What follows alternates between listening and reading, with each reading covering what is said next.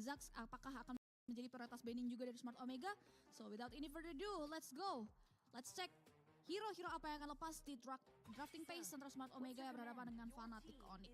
Yap, dan inilah dia game ketiga penentuan untuk siapa yang mendapatkan poin tambahan atau harus dikurangi poinnya. Dan dengan adanya dua hero yang dihilangkan kembali, nggak ada Link, nggak ada Fanny, nggak ada Zas. Smart Omega sepertinya ini mengulang game pertama ya. Ketika mereka di first pick, 3 hero ini adalah 3 hero yang mereka hilangkan dan Fnatic Onyx. Apakah akan ada perbedaan dan ternyata sama. Masih sama ya? Sama semua ini seperti game pertama. Masih same pattern dari Fnatic Onyx ya. Zushin selalu jadi pilihan ketika mereka ada di second pick. Tapi Moskovnya cewek yang memang tadi di ban. Kini kembali tidak boleh jatuh di tangan seorang cewek. Justru diakuisisi oleh pemain dari Smart Omega. Cuman masalahnya dari Fnatic Onyx. Mau coba untuk first pick karya Julian lagi kah? Julian bisa sih harusnya ya. Tapi masalahnya tadi di game kedua nggak works. Pemilihan Julian yang dibawakan oleh Kairi meskipun cukup bagus. Bisa dibilang rotasi awalnya bagus banget. Tapi Roger, nah ini yang kita nanti-nantikan nih ya. Sebagai flexible hero dia bisa digunakan sebagai hero yang mengecoh draft.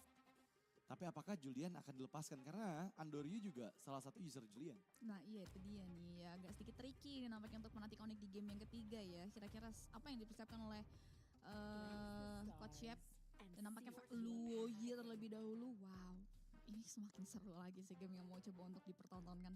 Iya ini yang kita nantikan sejujurnya ya. Dan ingat, Luoyi Cloud juga bisa dibawakan karena Roger masih fleksibel sebagai jungle dan juga sebagai gold lane masih bisa. Terizla sepertinya terdengar dari suaranya dipilih untuk Ryota. Dan ya ini akhirnya Terizla muncul di hari ini padahal kemarin sangat populer loh. Selalu diambil. Bahkan di ban juga. Iya bahkan hingga di ban. Tapi kali ini baru muncul di game ketiga. Dan juga Lolita kembali. Dan ingat ya. Guardian's Reflection ini bisa membalikan kombinasi skill dari Luoyi. Iya. Itu yang bikin repot. Itu dia ya, bisa kasih refleksi diri ke arah teman-teman Fnatic Onyx. Harus hati-hati. Begitupun juga dengan Smart Omega yang harus aware terhadap diversion dari Suns nantinya.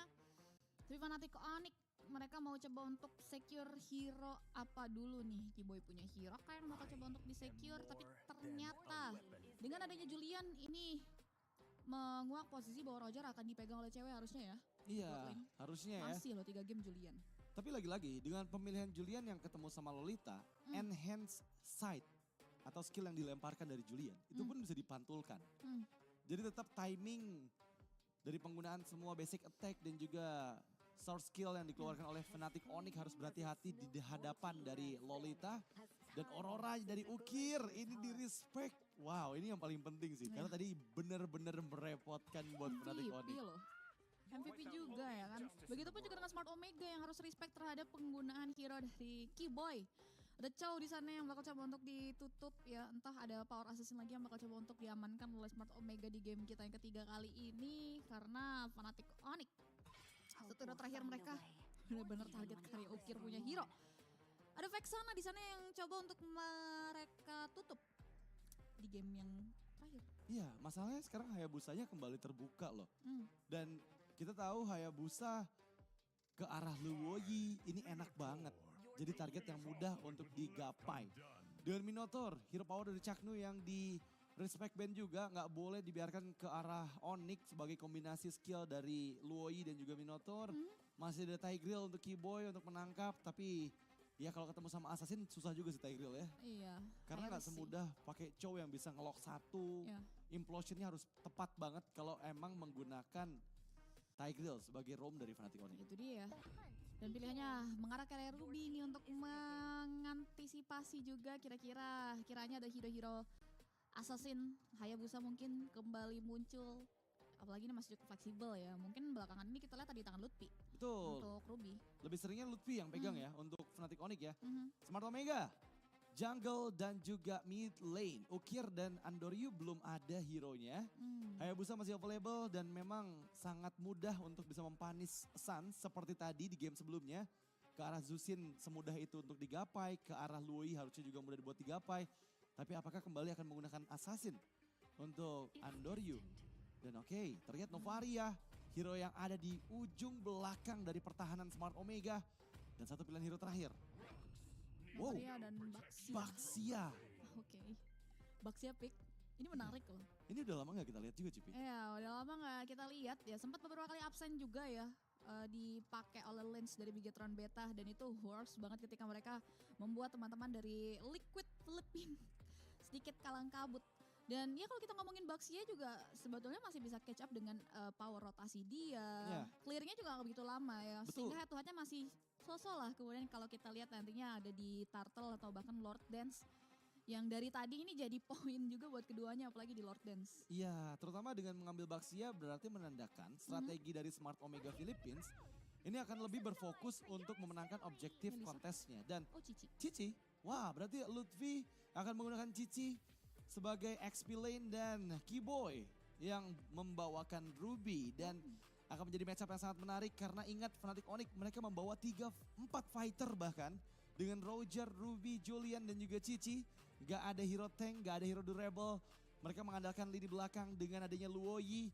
Tapi nanti yang akan menjadi PR untuk mereka adalah gimana caranya menangkap Novaria karena Novaria ini unreachable. Masalahnya 3 hero badan justru berbalik kebalikannya dari teman-teman Fnatic Onyx nih kalau kita bicara soal komposisi hero Smart Omega. Mereka punya Terizla, mereka punya dari Lolita dan juga power dari jungler mereka juga Baxia. 3 hero badan yang nantinya akan menyokong bagaimana produktivitas damage output yang bisa dikeluarkan oleh Nova dan juga god lane mereka Moskov. So wow, ini akan semakin menarik untuk melihat siapa yang akan mendapatkan match point. Tidak lagi hanya untuk tim Onyx, tapi juga sangat besar potensinya untuk bisa diamankan oleh pemain-pemain dari Smart Omega. So, teman-temannya di rumah jangan lupa untuk memberikan dukungan kalian untuk teman-teman dari Indonesia kita yang akan bertanding di game yang terakhir kali ini. Oke, here we go to the land of down. Match point untuk kedua belah tim. Fnatic Onyx versus Smart Omega.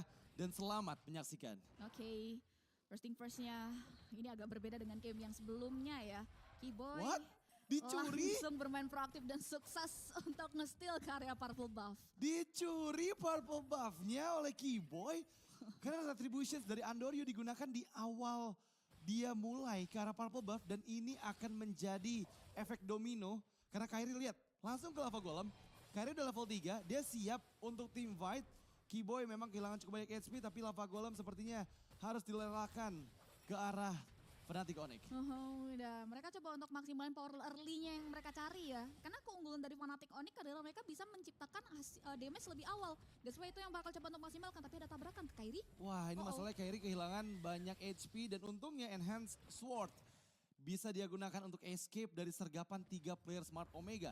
Early game yang biasanya dipegang oleh Baxia kali ini jatuh ke tangan Julian. Dan keunggulan experience serta level milik Fnatic Onyx akan mempermudah mereka untuk setup di turtle pertama. Ya sejauh ini leaderboard levelnya masih dipegang oleh teman-teman dari tim Fnatic Onyx berkat adanya rotasi mereka juga yang memang proaktif banget di awal ya. Mereka maksimalin power early yang memang ini jadi karakter dan memang harus dilakukan oleh teman-teman dari Fnatic Onyx. Dan kalau kita lihat keadaan udah mulai semakin menendang terlebih dahulu sebelum nantinya akan ada hiruk pikuk setup di area turtle yang pertama yang juga udah mulai dibuka oleh teman-teman dari Fnatic Onyx. Tapi ada Jaknu dan juga Andrew. Iya ini masalahnya beda 2 level CP dan yes. Retribution yang outpoint dari Kairi bahkan I'm a Vandit Keyboy. First blood di tangan Lutfi. Karena memang tadi kita udah bahas ini bakal objektif turtle pertama itu dipegang banget sama Fnatic Onyx. Tapi aku gak tahu kenapa Andoryu masih coba maksain untuk kontes. Iya, padahal tadi kalau kita lihat dia under level ya. 2 loh. Under 2 level, belum unlock skill 4. Itu nampaknya perhitungan yang cukup beresiko, yang terpantau jelas resiko yang harus diterima oleh Smart Omega. Dan kalau kita lihat dengan adanya keunggulan seperti ini, Kairi langsung as usual, dia selalu punya cara untuk mengoptimalkan keunggulan dengan adanya steal terhadap purple buff yang dimiliki. Ini yang ngebuat nantinya udah mulai semakin jauh lagi nih gap level yang dimiliki oleh antara Andoryu dan juga Kairi. Dan kemudian kalau kita lihat dari battle lane masih aman ya, setup dari kedua belah god lane juga belum ada gangguan, belum ada backupan babysit juga. Dan gold leaderboard ini masih dipegang kendali oleh pemain-pemain dari Fnatic Onyx. Iya ini bakal susah loh untuk Smart Omega ya. Karena tertinggal 3 level. Untuk Andoryu di bawah Kairi itu akan cukup membuat Smart Omega sulit. Terutama untuk roamernya. Karena Cakno harus milih nih. Mau bantu ke arah gold atau mau coba bantu ke arah jungle. Jungle yang under kondisi kayak gini bakal sulit untuk bisa memenangkan team fight. Tapi Keyboy mencoba untuk dipanis. Dan ya flicker untuk defensif. 19 dipersiapkan Keyboy. Beberapa HP tersisa JWM masuk dengan Spear of Destruction. Yap, langsung menghancurkan sosok Keyboy di area top lane. Yang bahkan kalau kita lihat head to head antara jungler dan juga roamernya ini ada gap ya. Tapi dengan adanya poin tersebut, nampaknya Android perlahan coba untuk mengejar ketertinggalan. Meanwhile dari top lane. Wah, itu Ryota meskipun dia punya pasif dari Terizla, nggak bisa sih nahan damage yang begitu masif dari Suns dan juga Kairi. Yang begitu cepat ya untuk mengeliminasi sang XP laner dari Smart Omega. Sementara turtle kedua, gap level masih jauh. Fnatic Onyx punya chance untuk kembali memegang turtle-nya nih. Harusnya ya dia masih megang kendali perekonomian juga di angka 1000 lebih. Tapi nampaknya instant kill. Wow, Chaknu hilang seketika di 1v3 atau 4 situation tadi. Dan itu yang kemudian langsung dilakukan keunggulannya oleh teman-teman dari Fnatic Onyx untuk convert ke area turtle dan invade ke area jungle. Ya ini udah susah sih jujur ya. Meskipun tadi ada nafas untuk Smart Omega di mana mereka mempanis keberadaan dari Keyboy. Tapi sejauh yang aku bisa bilang, Fnatic Onyx masih menang dari segala sisi. Dari XP, dari gold, dari roam, jungle semuanya masih menang experience. Dan oke, di bagian bottom lane ada diversion yang persiapkan Suns. Masih bisa escape, lari dari pertikaian. 19 dipersiapkan Kairi, terkena efek stun, backupan datang. Cewek masuk dengan Lycan Pounce, flicker untuk defensif. Dan itu apa Ryota? Terkaget-kaget penalty zone yang gagal connect. Dan dia pun tersenyum. Oke, nggak apa-apa. Nggak lihat. Tapi yang pasti yang membuat kita tercengang adalah inisiasi Suns. Sorry. Yang tiba-tiba mengghosting kita semua di tengah-tengah kerumunan. Tapi nampaknya pertikaian belum berhenti sampai di situ. Di wow, cewek mencoba dipanis. I'm offended memang dikeluarkan untuk bisa menyelamatkan nyawa dari cewek. Gak berhasil mendefense outer turret bottom lane. Tapi kali ini Fnatic Onyx mereka dikejar ketertinggalan yang ada. Terpaut 2.500 gold, Ludpi sudah mulai join dengan curtain call yang dibuka. Ludpi menahan semua damage yang masuk, Ryota. Satu bar HP tersisa masih cukup tanky untuk bertahan. Oke, setidaknya ada mirroring yang bisa dimaksimalkan oleh Ludpi ya. Di sela-sela kekosongan Ryota yang tadi melakukan rotasi ke area bottom lane. Satu auto turret di area bawah, ditukar dengan adanya top lane turret yang dimiliki oleh Smart Omega Philippines. Dan keadaan kembali menenang. Kali ini mereka coba untuk nurunin sama-sama temponya sebelum melakukan setup lagi ke area objektif yang mereka inginkan. Yang mungkin akan mengarah ke area turtle terakhir. Dan pertukaran posisi justru dilakukan oleh Smart Omega ya. Iya. Dan menariknya belum nih dari Fnatic Onyx. Ini udah gak sehat sih untuk Andoryu ya. Karena tadi kita lihat ada perbedaan 4 level. Sekarang Kairi menuju ke level 11-nya. Sementara baru saja Andoryu menyentuh level 7. Turtle ketiga, chance bisa diambil sama Smart Omega sangat kecil. Ryota sudah ada di bagian bawah menandakan bahwa mereka melepaskan turtle-nya karena nggak ada Terizla bakal cukup sulit untuk bisa memenangkan team fight. Tapi dengan adanya 5 member dari Fnatic Onyx mereka kayak bersiap nih untuk menangkap siapapun yang terlihat di dalam vision. Dan ada diversion, conceal play, Ryota yang ditarget. Memang terekspos, tapi sepertinya Ryota masih cukup aman. Penalty zone dibuka, Ryota escape, I'm offended. Yang dibuka oleh seorang Keyboy. Speed of Destruction yang connect, tapi Chaknu maju ke arah bagian depan dengan nominal setup. Malah Kairi yang terpanis, Keyboy masih aman dengan 2 bar HP yang tersisa dan backupan dari Suns. Masih bisa memukul mundur semua member dari Smart Omega. CW mengaktifkan Wolf Transformations-nya. Dan ya kembali disengage tanpa ada korban jiwa dari Smart Omega. Wow, Fnatic Onyx nampaknya setup, diversion, conceal play. Dan I'm offended bahkan yang dibuka oleh seorang Keyboy justru menjadi malapetaka. Sosok jungler mereka hilang untuk tidak ada pertukaran. Dan ini jadi nafas tambahan tentunya untuk pemain-pemain dari Smart Omega untuk bangkit, nge-secure dan mengambil celah. Dan ini yang tidak baik buat teman-teman dari Fnatic Onyx yang udah mulai kian harus berhati-hati dengan adanya power dari pemain-pemain Smart Omega. Mengingat ini menit ke-7 harusnya udah ada beberapa item yang menyokong juga nih dari bagaimana deal damage. Dan lihat bagaimana cewek di area bottom lane dan juga Suns. Wah ini bahaya sih karena lihat Andoryu langsung mengunci pergerakan dari seorang cewek dan gak bisa untuk diselamatkan. Memang ada Keyboy dengan nama Vended, satu member tertarik, Ryota di sana. Kehilangan banyak HP tapi Chaknu masih aman dengan adanya JWM dan juga Ukir sebagai damage dealer utama dari Smart Omega membuat Fnatic Onyx sekarang hanya terpaut 1.500 gold saja. Ini yang namanya sedikit-sedikit jadi bukit loh. Fnatic Onyx benar-benar harus hati-hati akan hal tersebut. Mid lane turret berhasil diamankan tapi Suns harus hilang serta inner turret di area bottom lane. Tapi nampaknya akan ada counter setup. Yap, mencoba untuk konsil di bagian belakang Lutfi. Vengeance sudah mulai diaktifkan. Amon Vended, Kiboy berhasil menangkap CWM. Dan bahkan Ryota sepertinya nggak bisa untuk diselamatkan. Mencoba untuk bertahan dengan spell farm yang dia miliki. Tapi Lutfi akhirnya mempanis keberadaan Teresa. Dan di sisi lain Cak Mamba pun down. Oke, itu dia 3 pemain hilang untuk 1 member dari Fnatic Onyx. Yang akhirnya mampu untuk membuka pemain-pemain dari Smart Omega dan ini yang harus mereka lakukan. Dan kalau kita bicara soal itemnya juga, bagaimana teman-teman dari Fnatic Onyx juga udah cukup mumpuni dengan adanya resource skill dari Sky Piercer, true damage dari Thunderbolt dan juga endless battle dari tangan dari sosok cewek yang ngebuat akhirnya mereka berani untuk melakukan setup di area Lord. Tapi Andoryu masih pede banget loh, dia maju ke bagian depan dan terpanis sudah oleh cewek. Lutfi menahan JWM, gak bisa dibiarkan untuk mendekat ke area bagian Lord. Dan Lord pertama disecure dengan aman oleh Fnatic Onyx. Dan kali ini, lihat, ini udah kembali dipegang oleh Fnatic Onyx. Dengan Lord yang baru didapatkan, 1.200 gold mereka pegang sebagai keuntungan dari team fight barusan. Iya, itu dia. Keunggulan yang bisa dimaksimalkan masih ada di tangan anak-anak Fnatic Onyx tentunya. Di mana mereka bakal coba untuk mengoptimalkan Lord yang diamankan secara dramatis karena memang masih ada keberanian dari Andoryu walaupun memang udah ada gap 4 level ya kalau kita lihat. Dan akhirnya ini yang membuat Smart Omega berada di satu kondisi yang tidak diuntungkan. Inner turret mereka terancam hancur di tangan seorang cewek. Outer turret yang dijaga sejak menit awal pun harus diruntuhkan oleh teman-teman dari Fnatic Onyx dan we'll see ya. Reset mereka untuk melakukan defensive maneuver. Karena kalau kita lihat mereka masih punya ukir. Iya. Itu masih bisa jadi poin plus untuk Smart Omega bisa mempertahankan high ground mereka. Kalau dari segi high ground defense dengan Moskov dan juga Novaria harusnya masih aman ya untuk Smart Omega bertahan dari Lord pertama ini. Loh, penalty zone Ryota, Sans yang menjadi target tapi Amon Vended dari Kiboy kembali menyelamatkan nyawa dari Sans meskipun terkena damage dari Astral Spears. Berhasil menghilangkan Lord pertama tapi Super Wave Minion masih ada di 3 wave dari Smart Omega. Fnatic Onyx berusaha untuk memberikan poking damage sebanyak mungkin dengan Kairi yang ada di bagian depan.